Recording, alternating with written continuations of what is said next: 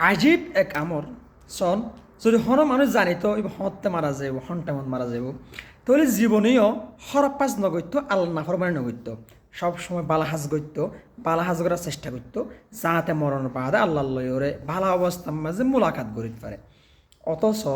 মানুষের মরা এই যে ওয়াফাত এনেকান জিনিস যেন টাইম মাঝে হইতে পারে 1 মিনিট পরে হাত্তা 1 সেকেন্ড বাদে হইতে পারে এখন হইতে পারে ফিকুল্লি আন ফিকুল্লি হেন হইতে পারে দে এনেকান জিনিস কিন্তু কারা এই আর তো যে মরা ফুরিব দূরে তো যা ফুরিব ইয়ার সম্বন্ধে চিন্তাও নকরি আর প্রস্তুতিও নলয় ইয়ার আর তো যে তৈরি লওয়া পরে এই নলয়। অথচ ওনারা সন যেখানে সব মৃত্যু আইতে পারে আমি ওরা ভিডিও দেখাই একা করে সন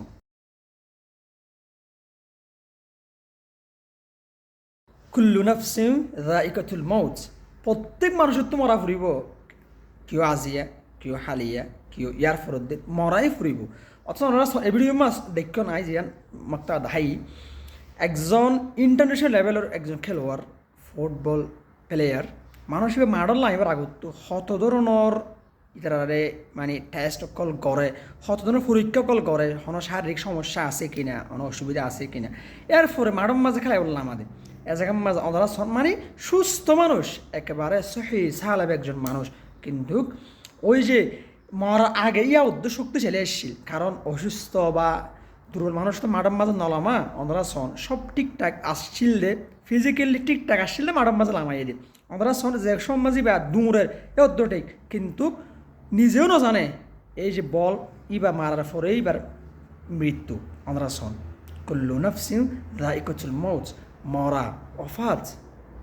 এনেকান জিনিস হনটায় মজাই আর ন জানি প্রত্যেকটায় মজা আই ফারে আমার না সম্ভব কিন্তু আর প্রস্তুতি নাই আর যে অবস্থা মনে হদ্দা আরাই আপাতত মত্যাম নয় আর 100 বছর থাকিও 150 বছর থাকিও যদি আর চিন্তা করতাম আর তো মরা ফুরিব যেন টাইম এই দুনিয়ায় তো আর তো জাগা ফুরিব তাহলে আর যে আচরণ আর যে মহামালা মানুষ লইরে আল্লাহর লই মহামালা সন্দরণ হইতো এনা আর চিন্তা করি না ইয়ান হইলে আর বাস্তবতা একজন মুসলমানের সন্দরণ দরহার আর সন্দরণর আর কি অবস্থা।